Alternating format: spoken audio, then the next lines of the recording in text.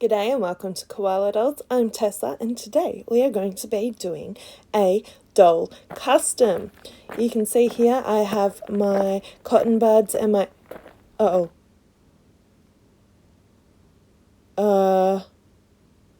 Eek!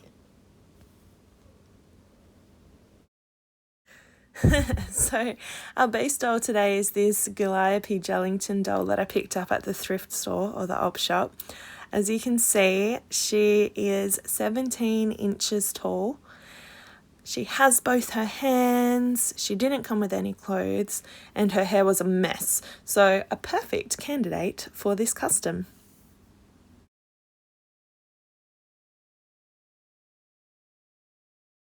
First of all, I have created this mood board on Pinterest, just picking items and colours and accessories and patterns and styles that I would like to try on this custom.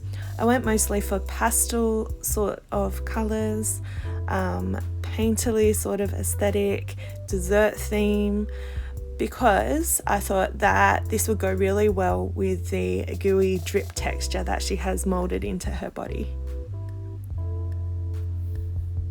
I find making a Pinterest board a really helpful step before diving into the design process, because it just helps me to have colours and images in my head to refer to. And if I do need to refer to some pictures for ideas, I can just go back and scroll through my Pinterest board and think, oh yes, I remember I liked those shoes, I liked that colour palette, I liked that, I don't know, style or painting or what have you.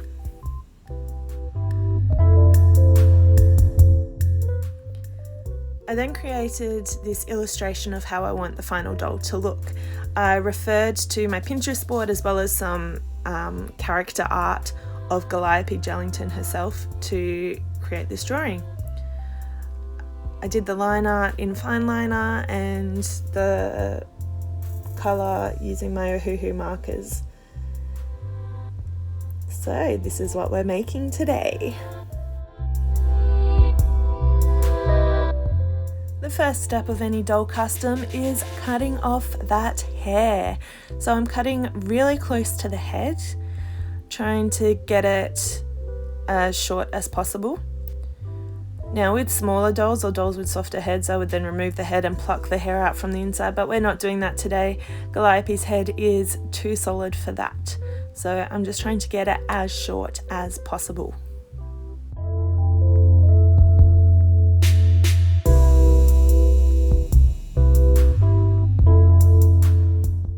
And to get it even shorter, I'm using one of these eyebrow razors that I got from, I don't know, Wish or AliExpress or something, just to shave off as much of that hair as possible. Trimming off the longer bits again, and yeah, just really getting rid of that hair.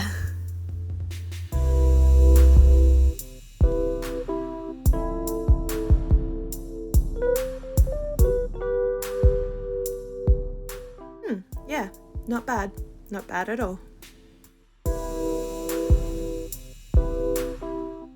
The next step is removing the factory paint from the doll. So you can see here I'm using nail polish remover with acetone in it. You can also use straight acetone, I just happened to run out. Or you can use acetone-free nail polish remover, but that will take a lot longer. Make sure you only use acetone on the vinyl head, not on the body, because it will melt that plastic. And I'm just going in with some cotton balls and Q-tips or cotton buds to get that paint off. I decided to leave the lip colour there because I actually quite like it. So I'm just removing the eye makeup, eyes and eyebrows.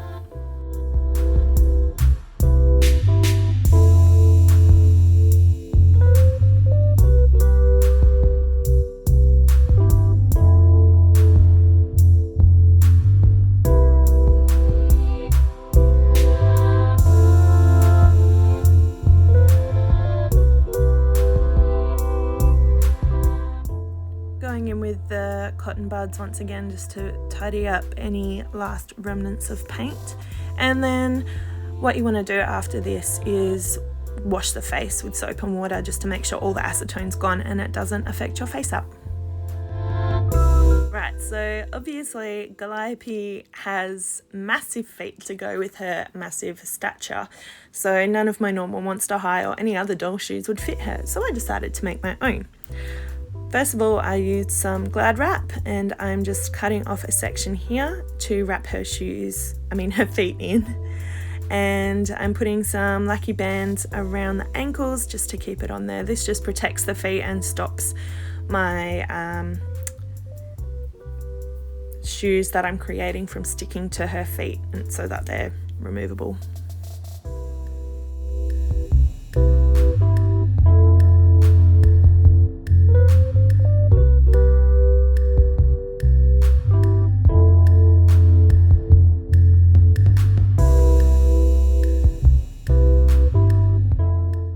In this silver bag are little plastic pellets. They are polymorph plastic, and it is a game changer. So some of the bigger chunks are ones that I've used before and molded, and they've rehardened. You put them in a jar or some sort of heat-proof container and then pour some boiling water over the top, and as you can see, this is sped up, but it doesn't take long for them to melt and turn into a clear jelly-like texture. Then from there you can mold it, shape it however you want, and then as it cools it will set. If you need to reshape it or remold it, you need to heat it up again. It's kind of like hot glue in that sense, except that the melting point is a lot higher and it's a lot sturdier, I suppose, and you don't need to use a hot glue gun. So I'm just using a knitting needle for some reason to mix it around, and I have my gooey clearish lump here. I'm going to break a bit off and start moulding it into the shoe shape on her foot.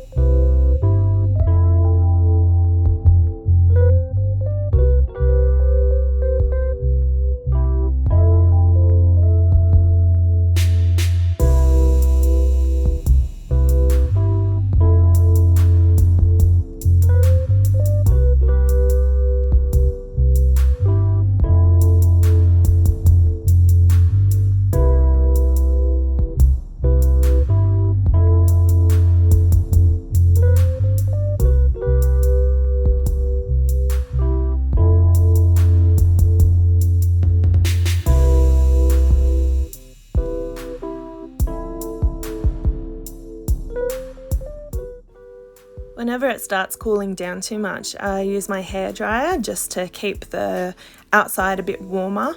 If you have a heat gun, that would work even better. And I'm just moving it with my fingers. Sometimes I'll get a bit more out of the hot water, or use the hot water, like dip it in the hot water or dip my fingers into the hot water to reheat that surface plastic as well.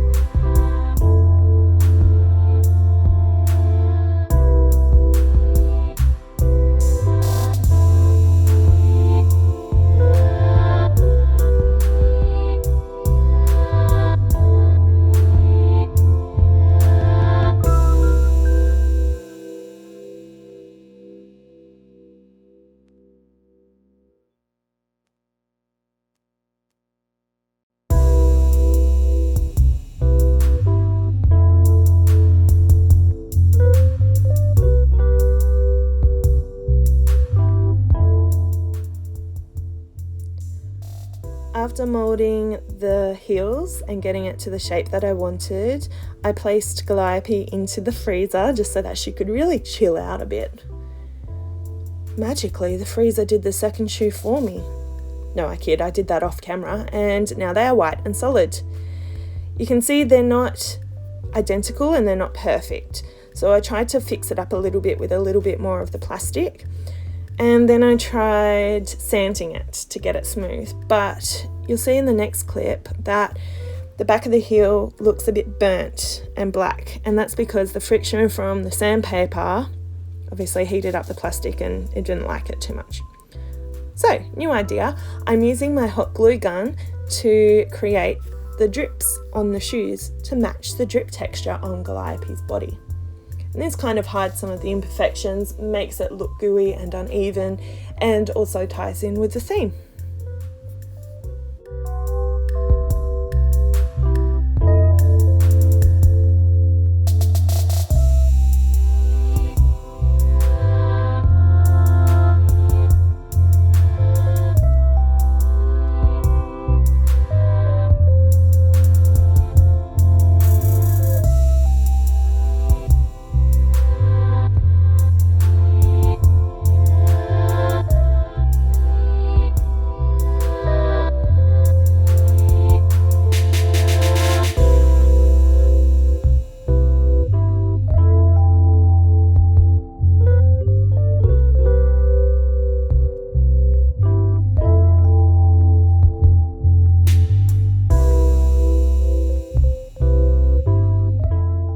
Using the hot glue gun to also even out the edges of the shoes and just add those other little details on there.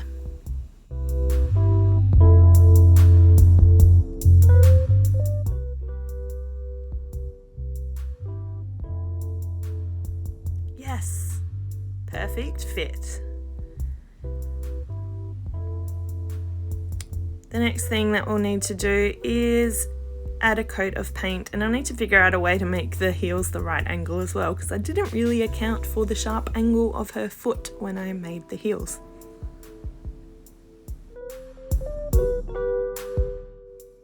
A couple of coats of black acrylic paint ought to do it. And off camera, I also sprayed the shoes with some gloss varnish once the paint had all dried.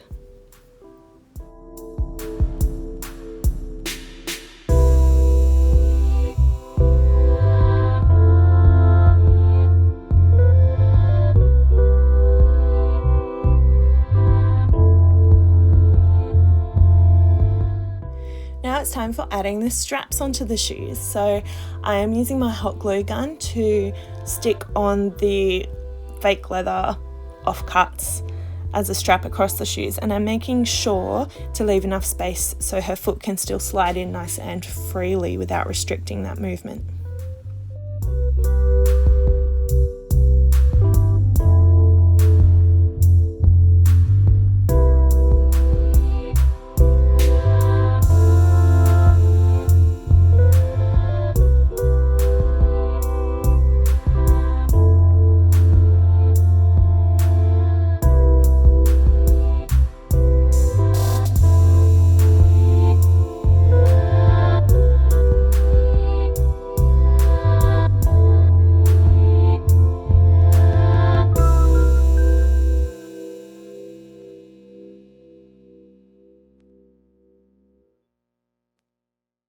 Now I'm using that hot glue gun to add even more drips to the shoes and to the strap, just to make it look like a cohesive unit of shoe. Yeah. And of course this will require even more coats of black paint afterwards to cover up that hot glue.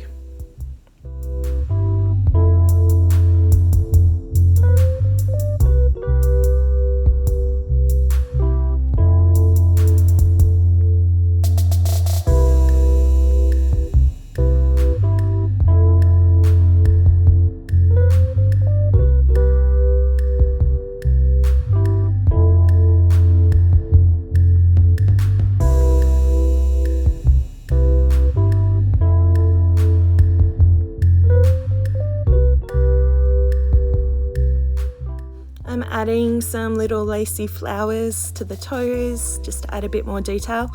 I was originally going to make socks to go with the shoes, as you can see in my design, but I didn't end up having the right fabric, so I thought these lacy flowers would kind of lend the same sort of vibe as lacy socks would. And I'm adding a little pearl diamante thing in the center of each.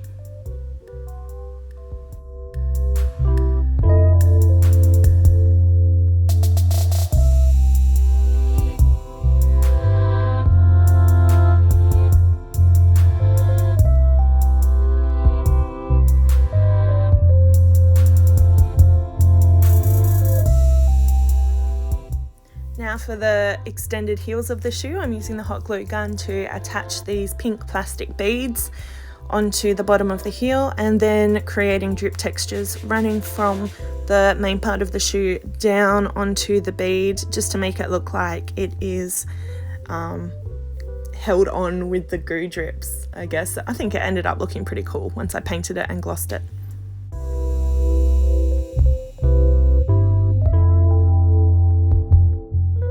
The next step is trying to figure out how to make a pleated skirt for this doll. So I got some notebook paper and cut it and attached it in a long strip. You can see that's 42 centimeters long and 10 centimeters tall-ish. And I'm trying to create a box pleat. So I'm marking it. I actually messed it up when I was marking it, but I'm marking it here and then scoring it with my little pokey thing so I can practice folding it.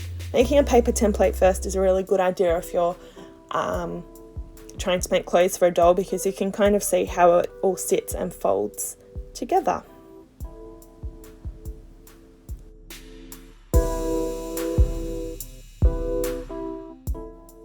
Here I am folding along the score lines to create a box pleat. You can see along the top there, that's sort of the shape of the pattern that you want the paper or the fabric to be showing to create a box pleat. Took a little bit to figure out, but once I got going, I think it was okay. The first pleated skirt that I tried to practice on, I created a different type of pleat, more of a tennis skirt look, and I think they call that a knife pleat. Correct me if I'm wrong in the comments down below. And that was this version, but that's not the kind that I wanted. I wanted this box pleat.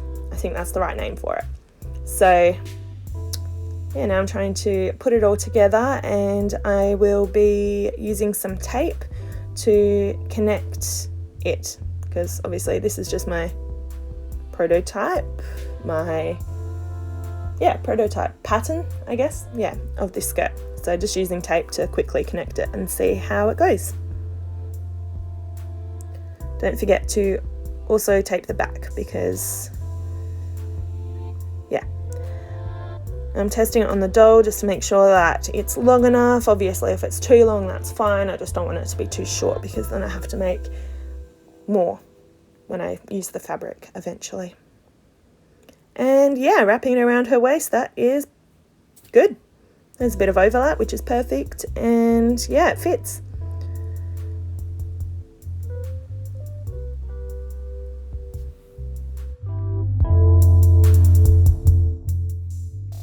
Now it's time to make the skirt with actual fabric. So I found this scrap of fabric in my fabric scrap drawer, and I am using the very professional dressmaking tools of school ruler and biro pen to make sure it is the right size. I'm measuring the 42 centimeters long and making sure it's at least 10 centimeters wide, just like my prototype that I made with the paper, because I figured that was about the right amount of material I would need.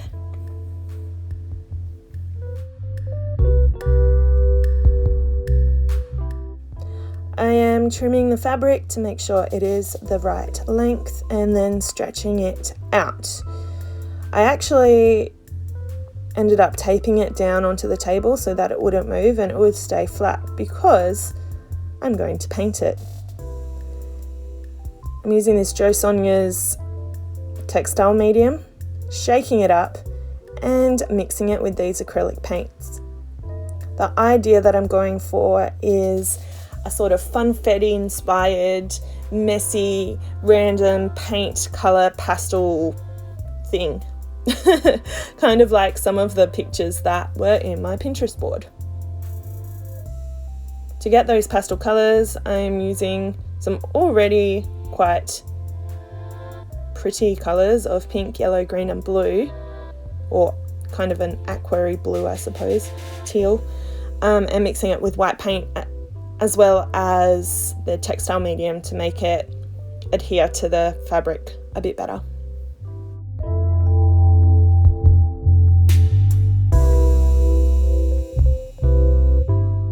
My paint tray here is some plastic packaging from a doll box. I try and reuse packaging, ice cream containers, takeout containers as much as possible in my crafts, either as a craft material or as a tool, such as in this case, because what's the point in buying a paint palette when I have rubbish lying around that I can use instead of just throwing the rubbish out? And then, yeah, anyway. So I'm adding the white and adding the textile medium, and then I will mix it up. Cool fact about this blue colour, my teenage bedroom used to be painted almost that exact colour. One of my favourite colours. Very pretty, very nice. Mix, mix, mix. Mix, mix, mix. Mix, mix, mix, mix, mix.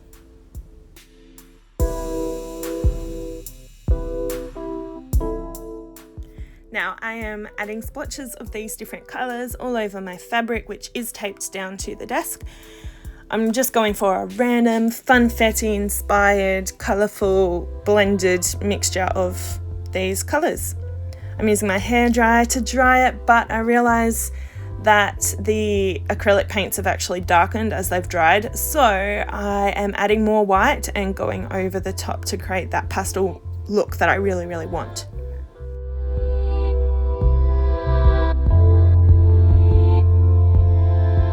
And it would not be funfetti without some sprinkles. So I'm putting little dots to mimic hundreds and thousands all over the fabric.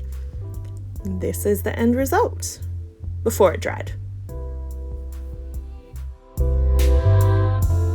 Okay, so the fabric is dry and it is quite stiff, probably because I put so much paint on it. But that's okay because it's going to work even better for what we are doing.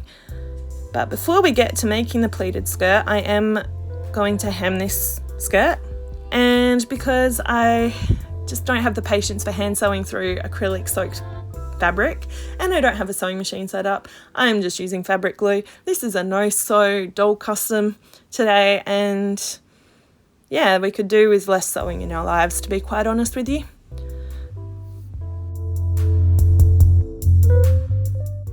After I've glued it, it has had like an almost natural curve to it, which is kind of fine because it will make it a bit easier to make it a skirt. So I just wrote top up the top so that I know which way up I want it. Then I have my trusty ruler here and I'm using it to measure out a pattern of 1 centimetre, 2 centimetre, 1 centimetre, 2 centimetre gaps, which is a little bit wider than the pleats that I had on the notebook paper, because on the notebook paper I was just using the 8mm lines that were already there, but it's fine, it actually worked out better.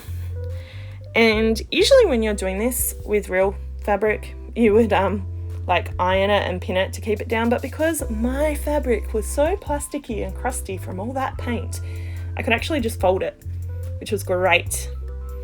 Made it a lot easier. I did try to pin it, but I couldn't really get the pin through properly, so I just folded it along those lines, and yeah.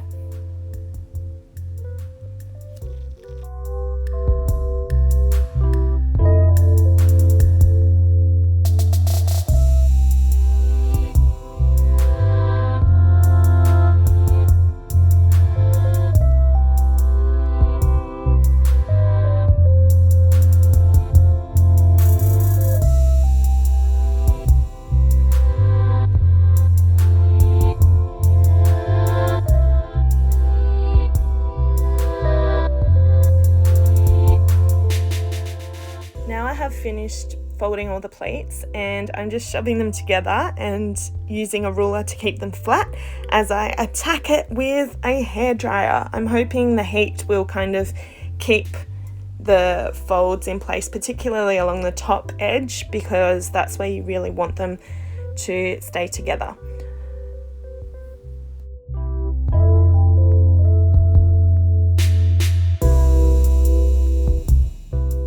And of course, using my trusty fabric glue again, I am gluing down those pleats, slightly overlapping each one so that it creates more of a gather at the top, or a faux gather, because I'm not really gathering anything because I'm not sewing.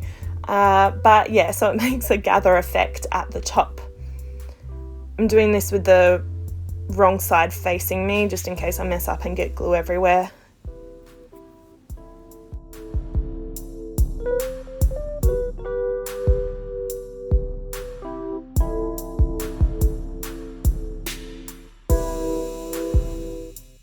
And now I'm just kind of pouring glue down that edge and flattening it down with the ruler, just to make sure that everything is stuck together along that waistband part.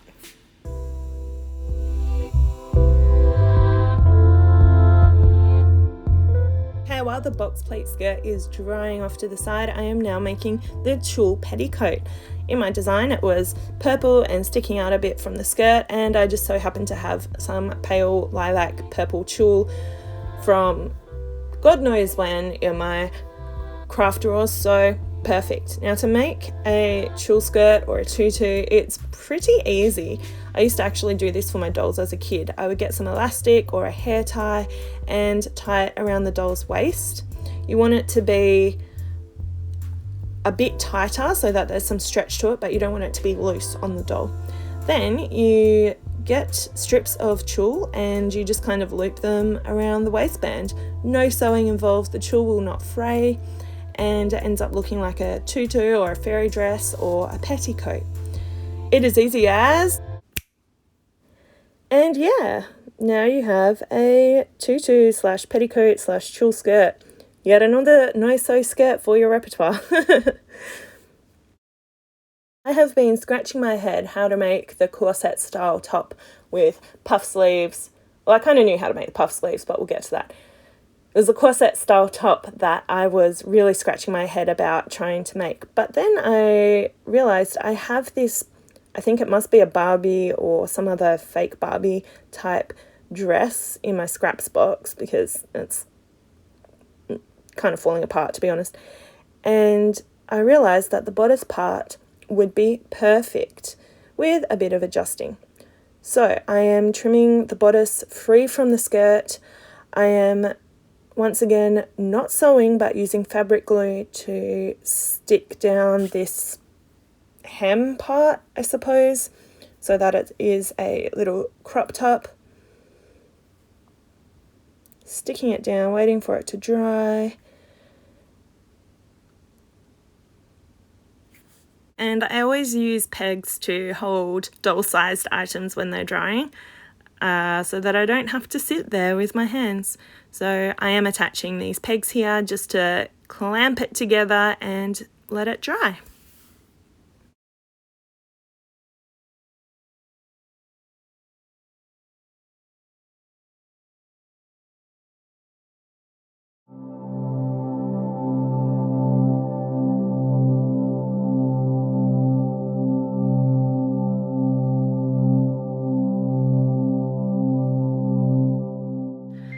I really liked the lace detail on the bottom of this skirt, so I'm just ripping it off, and I will be using that later, so I'm putting that aside. This part can go back in the scraps for a rainy day.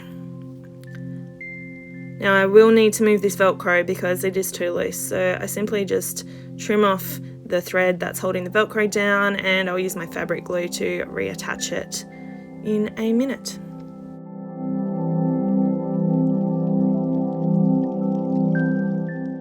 As you can see, I have reattached the Velcro to make the top tighter, and it is a perfect fit. Not too pretty at the back, but doesn't matter. Now onto the circle skirt, skirt type number 3 that requires no sewing. Just a lot of glue or some really good fabric. So to make a circle skirt, you need something that is circular. I'm using this saucer to trace around onto my fabric. And then I am cutting it out into a circle. Who would have guessed? Who would have guessed? I'm folding it into, I believe this was 1/8, and cutting off the tippy top part to create a circle in the middle. Now that circle is too small, I end up fixing it, I think. But because I want this circle skirt to not be so much of a circle, be more so of topping or icing drips coming down over the funfetti skirt, I'm drawing this pattern on there, which I then cut out to create icing.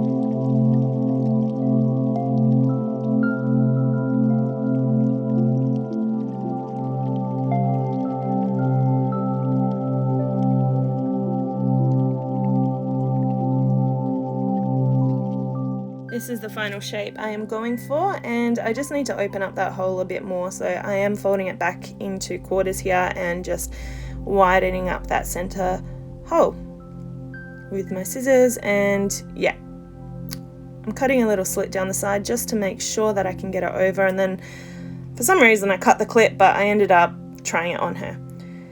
Now is the fun part. I picked up this glow-in-the-dark fabric paint from Spotlight, and I'm going to use it to make the icing of this cupcake skirt thing glow in the dark. So I start by just going around the edges of the skirt because I don't want them to fray.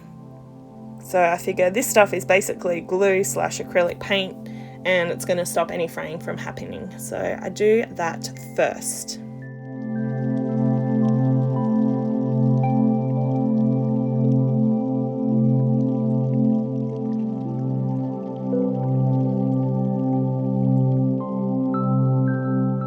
Once I've gone over the edges with the fabric paint, I start going ham and just putting glow in the dark all over it, nice and thick, so it looks like icing.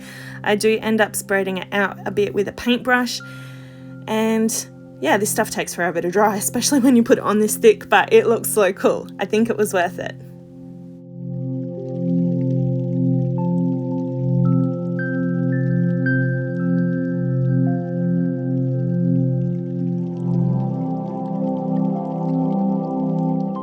No cupcake would be complete without sprinkles.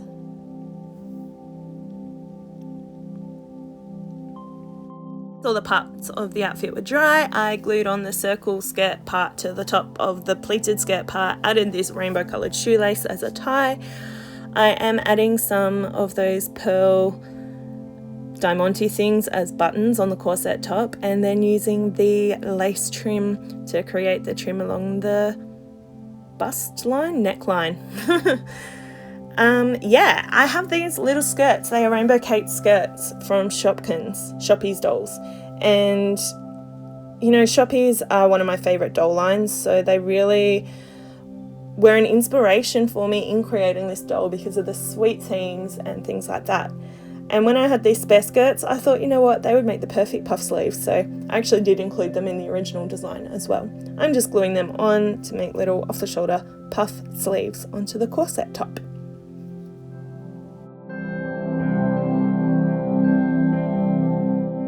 Speaking of Shopkins, I have Peppermint's tiny little ice cream friends that I'm using to make the earrings for the dolls. Now I have gotten these safety pins, which I am using my pliers, the cutting part of them, to trim, because they look kind of like wire, or they are wire, and they already have a loop on the end, so I thought that was easier than trying to make one. And because the Shopkins are made out of this like rubbery plasticky stuff, I just poked a hole in the top and then poked the wire from the safety pin through it, not all the way through, just through it, and it just held itself there. So very easy to do. I then attached them to more wire as earring hooks. I am now making the scrunchies for the doll. There are like hundreds of tutorials on how to make scrunchies on YouTube. Just look them up. I'm not going to really give you a step-by-step here, but I am basically using the same idea, except because doll scrunchies are so small, I'm not doing right sides facing. I just kind of ended up gluing it into a tube with right side out because it was way too hard to try and turn this tube inside out. Trust me, I tried off camera first. It didn't work. So once again, using glue instead of sewing because this is a no-sew tutorial. Is it a tutorial? Maybe it's more of a vlog or more of a this is what I did. I don't know if it's good enough to be a tutorial, but hey, you're watching it. If you are at this point, leave an ice cream emoji in the comments down below so I can see who actually got to the scrunchie part. That would be cool.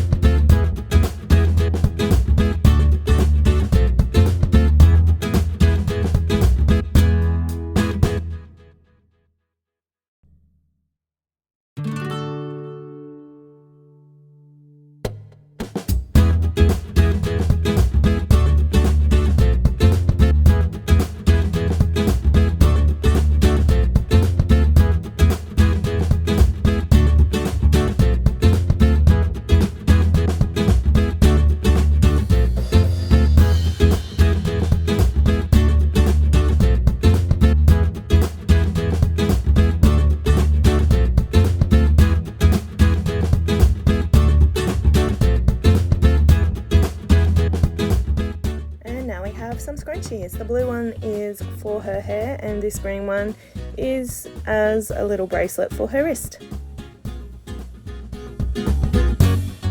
Right, this cherry necklace gave me so much grief. I tried making it out of foam, I tried making it out of beads, I tried making it out of wire and paper clips, and I just couldn't do it.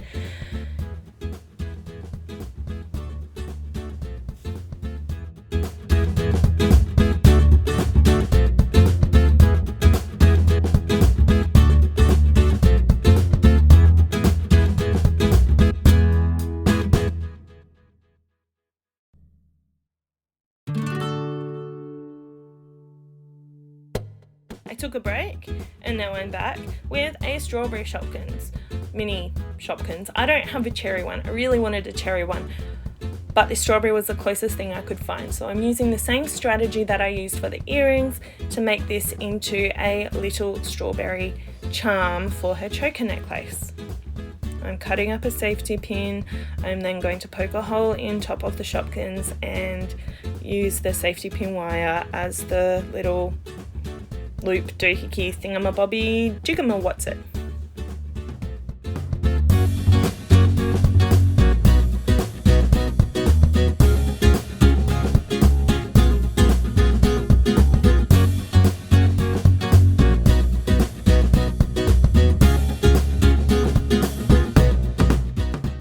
Chocolate is always useful while crafting. Yum.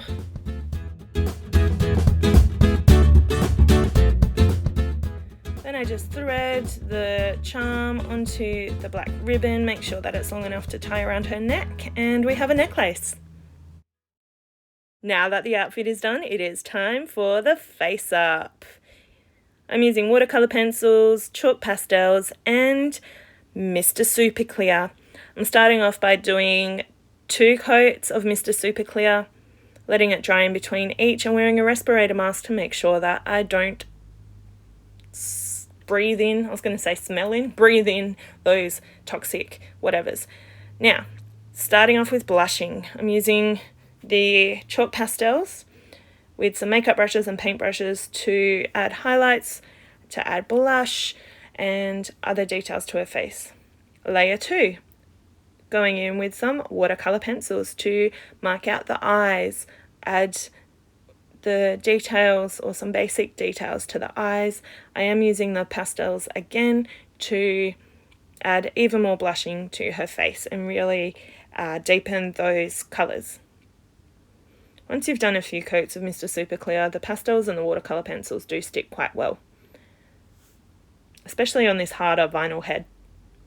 Layer 3 is adding more colour, building up more colour in the eyes. I'm going for a bit of a gradient from lilac purple to blue in the middle to lime green at the bottom of the iris in the eye. I thought it looked cool. I think it looks cool.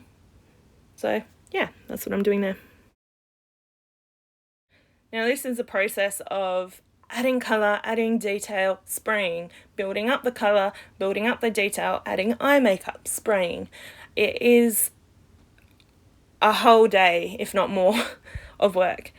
Because I'd already done the lip colour, I didn't have to worry about the lip shape too much because I left the original lip colour on there.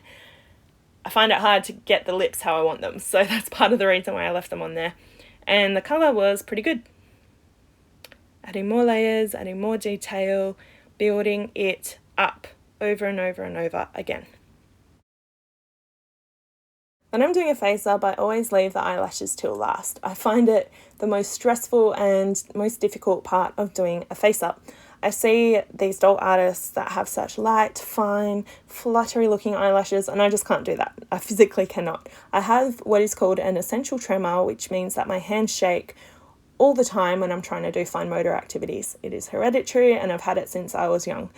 But I have not let it stop me from doing art and miniatures and small things. It just means that I have my own style, which is often a bit thicker, a bit chunkier than some other people's, and that's okay. When I was doing this face up, my tremor was quite bad because it is exacerbated by high temperatures, and it is summer in Australia. It has been over 40 degrees Celsius all week this week. It has been crazy. But anyway, now I am adding the eye shines to the face up using white acrylic paint. This just adds a real sense of liveliness and, a bit of realism, fantasy realism. Is that a thing? Anyway, it adds that to the doll. I'm also using this body shimmer powder to add shimmer. Once that has all been set with Mr. Super Clear and the Mr. Super Clear has dried, I am getting my craft glue and adding sprinkles as freckles to her face by using different glitters. Some love hearts, some stars, some silvery glitter, and I'm just, putting it kind of randomly. Some of them I'm placing more neatly, some of them I'm placing randomly. I just want her to be a sparkly queen. I'm using the glow-in-the-dark paint to gloss her lips, add extra freckles to her face and highlight those dots around her eyes, as well as give her nail polish. Here she is. Very cute. Now I am using these wefts that I got from the op shop. They were new in packet, they were not used, but I'm using them as her hair. I know why they were at the op shop. This hair quality is terrible. It is so knotty. But anyway, I'm taking the clips off and then gluing the wefts on her head using hot glue. I'm not good at it. That's why I didn't film it, because I had to do it off camera. But yeah, it's done. Time to get our girl all dressed up.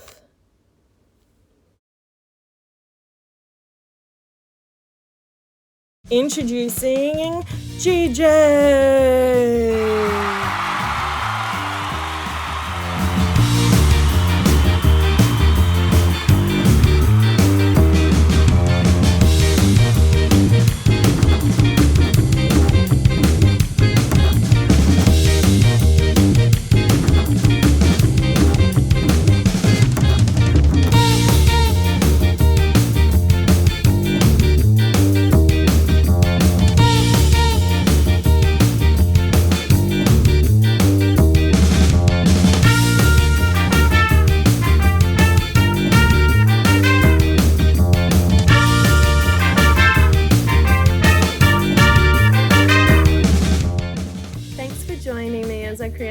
custom one-of-a-kind Gooliope Jellington 17-inch Monster High doll.